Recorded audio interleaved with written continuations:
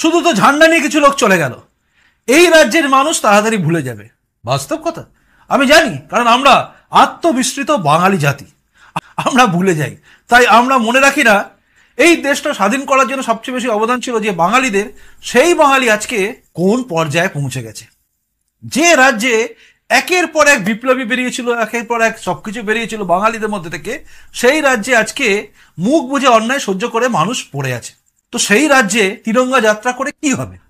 ঘটনাটা হচ্ছে তিরঙ্গা যাত্রাটা প্রত্যেকটা মানুষের আবেগকে নাড়াচ্ছে, এটা তো সত্যি। সেই সত্যির সঙ্গে আরো একটা সত্যি আছে, যেটা আমি আপনাকে তুলে ধরছি, যেটা কেউ জানাচ্ছে না। তিরঙ্গা যাত্রা করে বিজেপি একটা দারুণ জিনিস করেছে, সেটা হচ্ছে বসে যাওয়া বিজেপি কর্মীরা কিন্তু রাস্তায় নেমে পড়েছে। আমার জেলা, সেই জেলা এবং আমার আশেপাশের লোকগুলোকে দেখে বুঝে যাই যে কি হচ্ছে। আমি আমার জেলায় রাজনীতির আন্দোলন হতো না, সবাই বসে আছে নিয়ে বলতাম, কিন্তু আজ দেখছি আমার জেলাতে বিভিন্ন প্রান্তে কিন্তু এই তিরঙ্গা যাত্রা সফলভাবে হচ্ছে। প্রচুর ছেলে তারা নামছে এবং প্রচুর বসে যাওয়া কর্মী নামছে, এবং এখনো পর্যন্ত যারা বসে আছে তাদের মধ্যে কিন্তু একটা উন্মাদনা আসছে যে আমাদের হয়তো নামতে হবে। এই জায়গাটা তৈরি করতে পেরেছে বিজেপি।